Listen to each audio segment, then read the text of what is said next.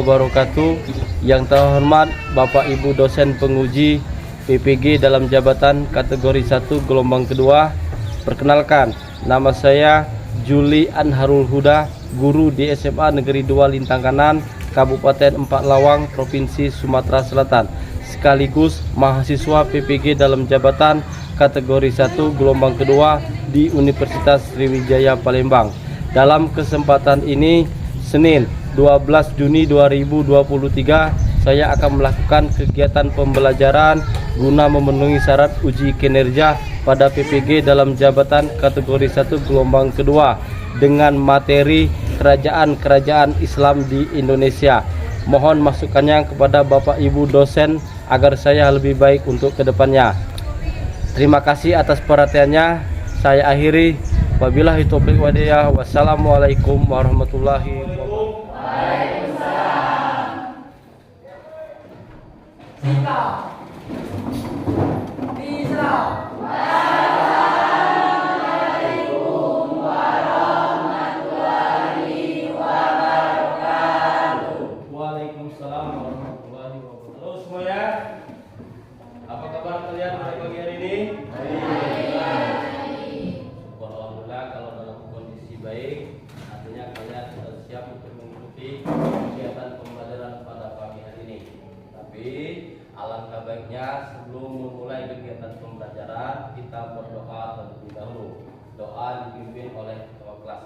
Marilah kawan-kawan, sebelum kita mulai pelajaran kegiatan pagi hari ini, alangkah baiknya kita berdoa bersama-sama. Berdoa mulai.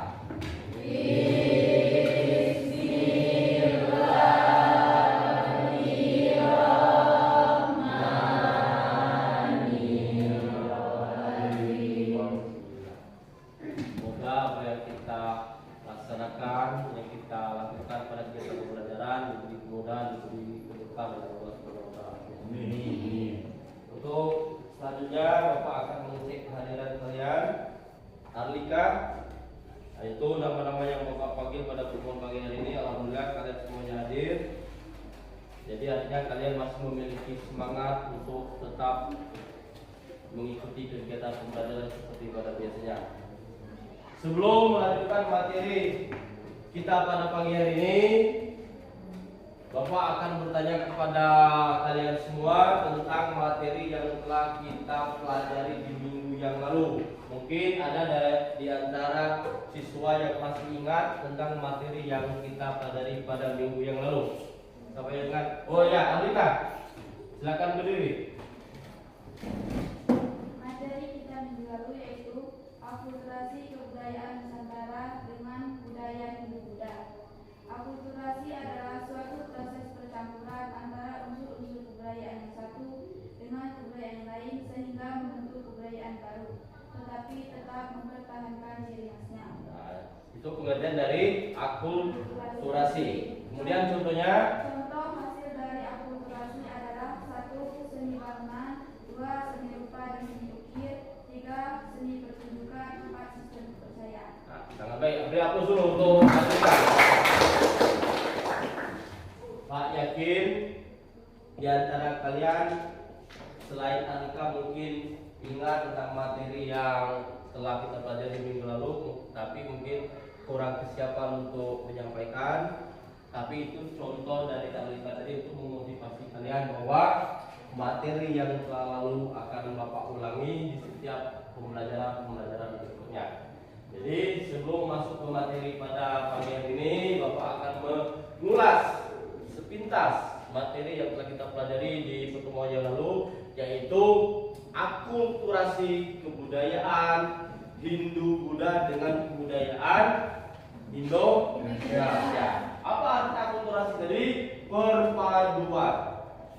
Jadi kalau perpaduan artinya lebih dari satu. Tidak mungkin, tidak bisa kalau perpaduan itu hanya satu. Jadi perpaduan itu lebih dari satu. Perpaduan antara dua kebudayaan menjadi satu. Kemarin Bapak telah menyampaikan pertemuan hari ini bahwa dengan kita judul materi yang baru. Apakah pertemuan pada pagi hari ini judulnya? teori masuk dan berkembangnya agama Islam di Indonesia sampai ke kerajaan.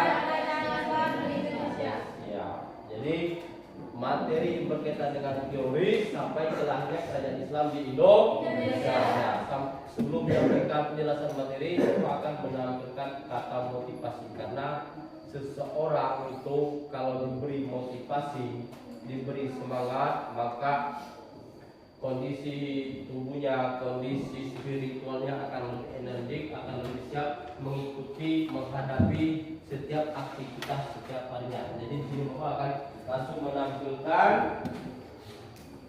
kata motivasi, yaitu dengan kalimat pendidikan adalah senjata paling terdekat di dunia karena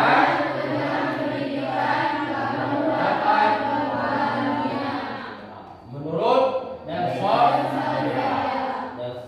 Kata motivasi yang kedua, hari ini seorang pembaca, hari ini kalian seorang pendidik, besok kalian seorang pemimpin. Pasti Pak yakin di antara kalian memiliki cita-cita. Ini bisa diwujudkan melalui dua kalimat ini saling berhubungan. Tidak ada seorang yang berhasil di muka bumi sampai saat ini tanpa melalui pendidikan. Kita akan menyampaikan tujuan pembelajaran dari materi kita pada siang hari ini, yaitu ini dia tujuan pembelajarannya. Setelah mempelajari materi ini, Bapak harapkan kalian bisa menganalisis. Arti menganalisis ini mengkaji, memahami tentang teori masuk. Apa arti teori? Pendapat yang memiliki bukti, yang bisa dipertanggungjawabkan, yang bisa diterima oleh masyarakat secara umum. Itu arti teori. Yang berkaitan dengan materi, masuknya agama dan kebudayaan Islam ke Indonesia, kemudian mampu menganalisis pengembangan kehidupan budaya masa kerajaan Islam di Indonesia. Kemudian manfaat. Di situ dapat dijelaskan melalui manfaat. Kemudian ada juga uraian materi. Nah, di sini langsung ke uraian teori masuknya agama Islam di Indonesia. Di sini Bapak menampilkan ada 4 teori, ada 4 pendapat yang bisa diterima oleh masyarakat dunia dan didukung oleh bukti yang ditemukan sampai saat ini dan diterima oleh masyarakat umum. Yang pertama, ini dia. Yang pertama teori Gujarat. Gujarat ini adalah nama daerah di negara India. Teori Gujarat dikemukakan oleh seorang ilmuwan Belanda bernama J. Vinepel dan didukung oleh Christian Snodgrass.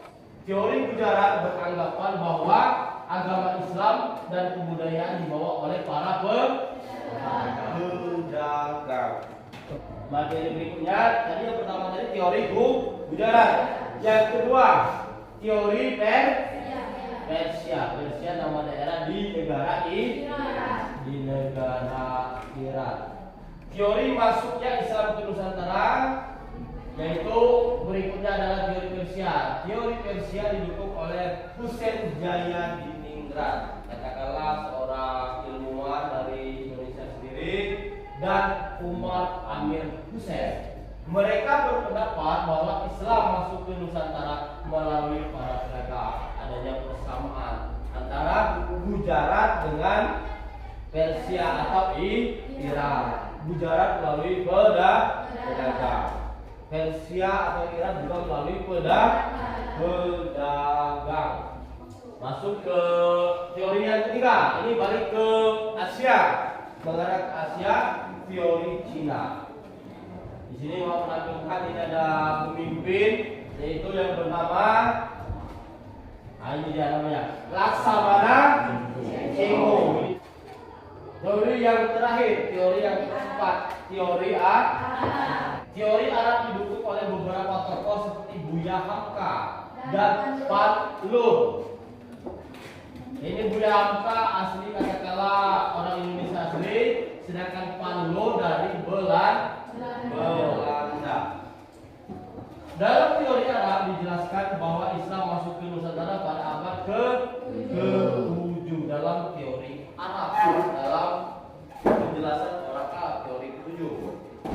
Ajaran Islam dibawa langsung oleh para musafir. Siapa musafir? Orang yang melakukan perjalanan jauh dan memiliki tujuan, baik itu untuk berdagang ataupun khusus untuk menyebarkan ajaran Islam. Itu golongan musafir dari Arab yang memiliki semangat untuk menyebarkan Islam ke seluruh dunia. Ada juga materi berikutnya, baru masuklah ke kerajaan Islam. Sebelum masuk ke kerajaan Islam, Bapak ingin menanyai kalian tentang materi yang telah Bapak jelaskan tadi.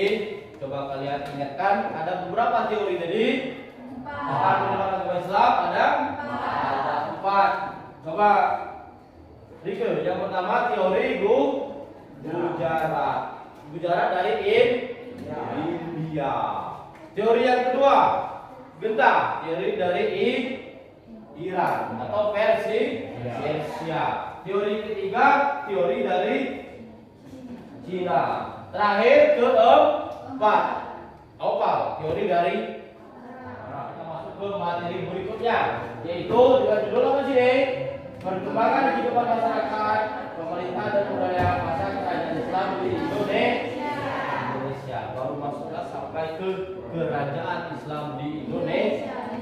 Sebelum masuk ke kerajaan Islam di Indonesia, mungkin kalian ada yang ingat tentang nama-nama kerajaan Islam di Indonesia. Boleh katakan yang tahu nama kerajaan Islam di Indonesia. Yang pertama lahir. Sampai sini paham? Ada berapa materi kita pada pagi hari ini?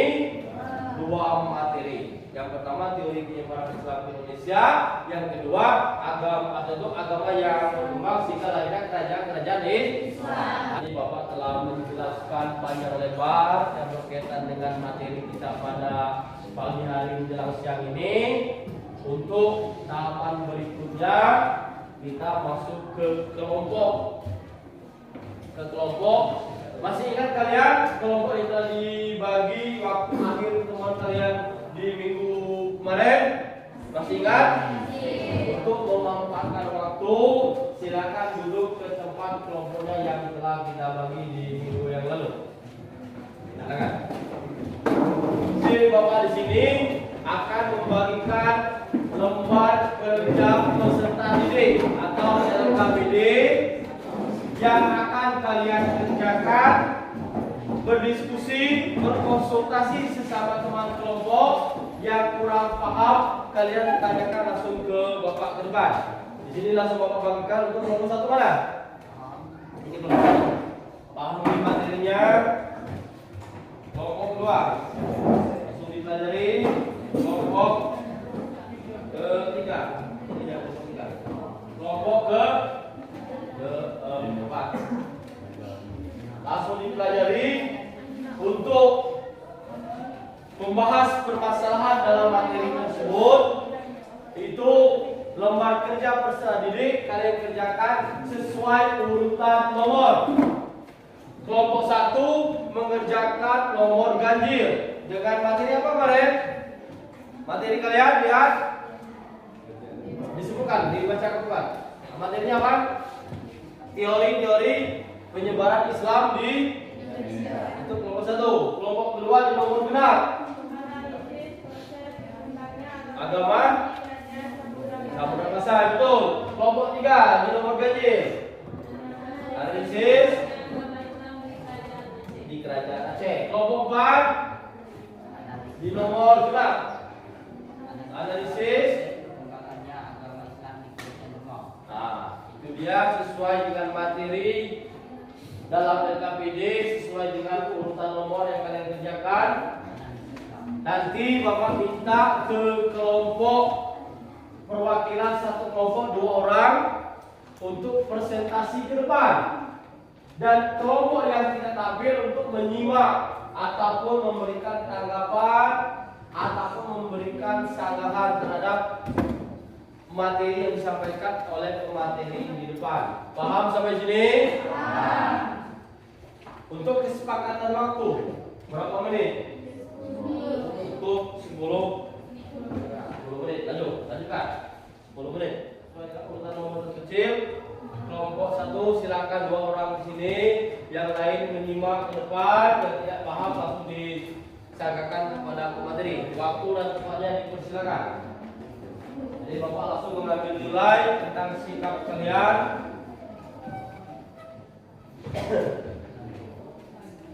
Siapa yang ambil ini? Mulyati dan Septi Ariska. Assalamualaikum warahmatullahi wabarakatuh. Waalaikumsalam warahmatullahi wabarakatuh. Baiklah, perkenalkan kami dari kelompok 1. Kami akan mempresentasikan hasil diskusi kami mengenai teori-teori masuknya agama Islam ke Indonesia yang akan disampaikan oleh teman saya Septi Ariska. Kepada Septi Ariska, kami silakan. Teori sejarah atau India. Teori sejarah dikemukakan oleh seorang ilmuwan Belanda bernama Nordburgron, Jim Pineapple dan didukung oleh Christian Nordburgron. Lanjut. teori sejarah beranggapan bahwa agama Islam dan kebudayaannya dibawa oleh para perdagangan dari daerah negara India yang berlayar melewati Selat Malaka. Teori ini juga menjelaskan bahwa Islam secara masif berkembang di Nusantara sekitar abad ke-13 Masehi melalui kontak para perdagangan dan kerajaan Samudra Pasai yang menguasai Selat Malaka pada saat itu. Teori Persia. Teori Persia. Yang pertama teori apa tadi? Sejarah. Yang kedua teori Persia. Kerajaan yang saat ini kemungkinan besar berada di Iran. 3. Teori Cina. Islam berkembang di Nusantara berasal dari para perantau Tiongkok. Masyarakat Tiongkok sebenarnya sudah memiliki hubungan erat dengan masyarakat Indonesia. Teori Arab. Teori Arab atau orang-orang Arab yang datang ke Indonesia. Coba. Teori Arab maksudnya Islam ke Nusantara berikut adalah teori Arab. Teori Arab didukung oleh beberapa tokoh seperti Buya Hamka dan Penlewu. Dalam teori Arab dijelaskan bahwa Islam masuk ke Nusantara pada abad ke-7. Ajaran Islam dibawa langsung oleh para Muslim. Untuk mungkin dari 3 kelompok sebagai audien, ada yang kurang jelas tentang materi yang disampaikan atau sudah paham dari materi dari kelompok 1, bagaimana tanggapannya? Sudah paham, artinya kalian sudah paham, artinya dari menyimak dari penjelasan Bapak, begitu juga penyampaian materi dari kelompok 1. Beri aplaus dulu dari kelompok 1. Itulah materi yang dapat kami sampaikan. Kami akhiri. Wassalamualaikum warahmatullahi wabarakatuh. Waalaikumsalam. Kelompok 2, langsung saja ke depan. Assalamualaikum warahmatullahi wabarakatuh. Waalaikumsalam warahmatullahi wabarakatuh. Kami dari kelompok 2 ingin mempresentasikan hasil diskusi kami yang berjudul Perkembangan Kehidupan Masyarakat, Pemerintah dan Budaya pada Masa Kerajaan Islam di Indonesia. Ini siapa yang presentasi ke depan? Arlika dengan Sili Renata Hutawa. Ya, Arlika. Perkembangan kehidupan masyarakat, pemerintahan dan kebudayaan pada masa kerajaan Islam di Indonesia. Corak pemerintahan masa Islam. Di masa Islam, kerajaan disebut dengan kesultanan, sehingga kepemimpinan disebut dengan sultan. Sultan merupakan pemimpin tinggi. Selain sultan, sebutan lain untuk pemimpin adalah Maulana, Susuhan,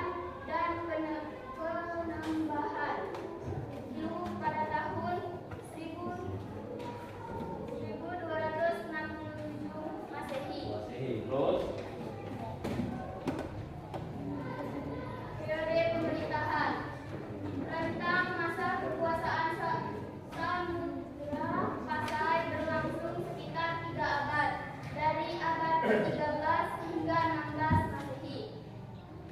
Nah, itulah penyampaian materi dari kelompok 2 dengan judul materi Kerajaan Samudra Pasai. Dari 3 kelompok sebagai audiens, bagaimana tanggapannya? Apakah sudah jelas? Jelas. Alhamdulillah kalau kalian sudah jelas. Sebelum mereka tutup, beri aku dulu untuk kelompok. Jadi Alika dengan Cindy dan Data Utama. Ya, silakan tutup. Itu saja yang dapat kami sampaikan. Kami wassalamualaikum warahmatullahi wabarakatuh. Waalaikumsalam warahmatullahi wabarakatuh. Kelompok berikutnya, kelompok 3. Assalamualaikum warahmatullahi wabarakatuh. Waalaikumsalam warahmatullahi wabarakatuh. Perkenalkan, kami dari kelompok 3 ingin mempresentasikan hasil diskusi kami yang berjudul Judul materinya.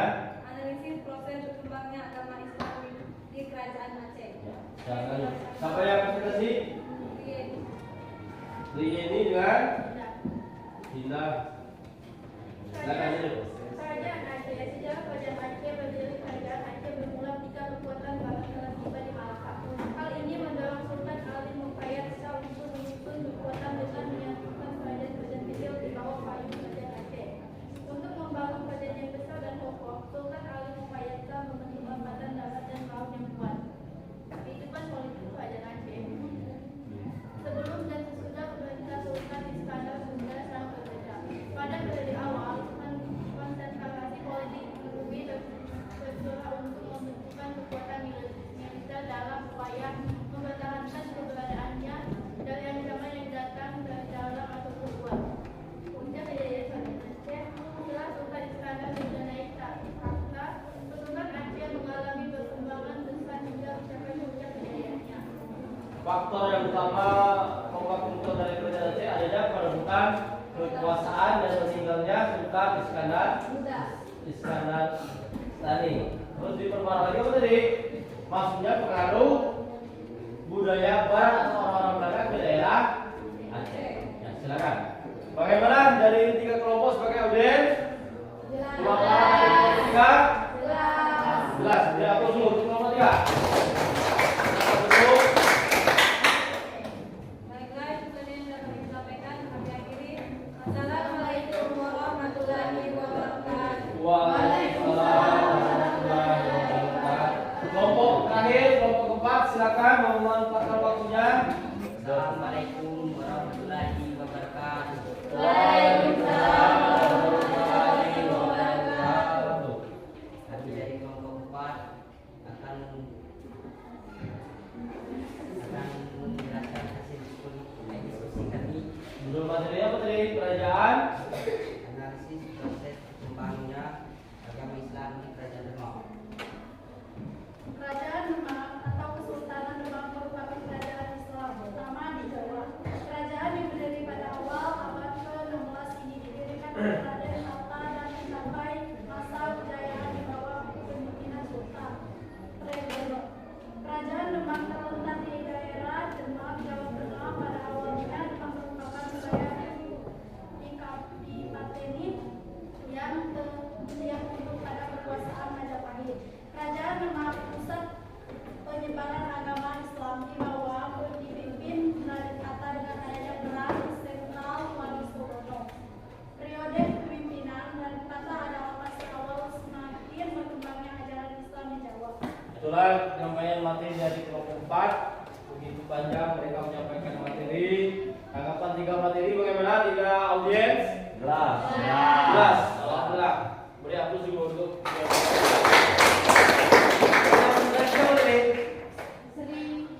Sri Olimpia dengan kemudian silakan ditutup kembali lagi ke tempat dulunya. Inilah hasil penyampaian diskusi kami. Kami akhiri. Assalamualaikum warahmatullahi wabarakatuh. Waalaikumsalam warahmatullahi wabarakatuh. Baiklah, anak-anak sekalian, rangkaian kegiatan pembelajaran kita dari penyampaian materi, diskusi kelompok telah kita lakukan. Kemudian kelompok berikutnya itu ada refleksi dan kesimpulan sampai dengan Bapak memberi tugas kalian untuk dikerjakan di rumah. Sebelum sampai ke berikutnya, kita beri aplaus untuk kita semua ya. Jadi sampai tahapan ini kita akan melakukan refleksi. Jadi adanya melihat apapun yang telah kita lakukan dari awal sampai akhir, sampai presentasi tadi, Bapak melihat adanya kesemangatan, peningkatan dari kalian untuk memajukan diri, khususnya mengikuti pembelajaran mata pelajaran sejarah Indonesia dalam materi kerajaan di Indonesia dengan dua pembahasan, teori masuknya Islam dan kerajaan-kerajaan yang berkembang di Indonesia. Dari refleksi kesimpulan dapat disimpulkan juga di sini bahwa dari kedua materi tersebut ada 4 peran penting atau 4 peran besar negara di luar dari India, dan ada lagi dari Iran, Cina sampai Arab untuk menyebarkan agama Islam ke Indonesia sebagai tahapan dari rencana tindak lanjut kegiatan pembelajaran pada pagi hari ini. Bapak akan memberikan tugas untuk kalian kerjakan di rumah, dan tugas ini kalian kumpulkan, kalian setor kepada Bapak di pertemuan berikutnya di minggu yang akan datang. Jadi Bapak langsung bagikan materinya.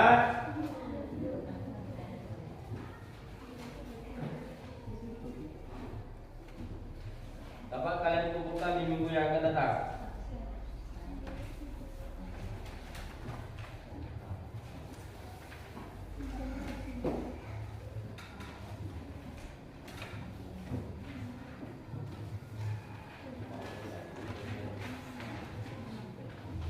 Ini kelompok 3.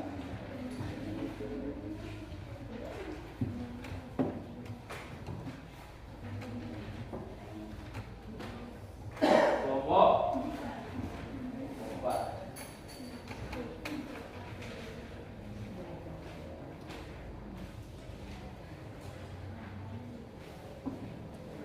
Itu tugas untuk kalian kerjakan di rumah, kalian lakukan di minggu yang akan datang. Jadi sampai dengan kegiatan ini Bapak melihat kesemangatan kalian untuk kegiatan pembelajaran. Sebelum menutup kegiatan pembelajaran pada pagi hari ini, Bapak akan menyampaikan judul materi kita di minggu yang akan datang, yaitu catat di kertas kalian. Jadi kalian bisa mencatat terlebih dahulu, mempelajari terlebih dahulu materi tersebut di rumah. Judul materi pertemuan kita di minggu yang akan datang yaitu bukti-bukti peninggalan Islam. Jadi Bapak ulangi, bukti-bukti peninggalan Islam yang masih ditemukan sampai saat ini di Indonesia. Untuk pertemuan kita pada hari ini, silakan ketua kelas untuk memimpin doa. Baiklah kawan-kawan, untuk mengakhiri pelajaran kegiatan pada pagi hari ini adalah kita berdoa bersama-sama. Doa bulan.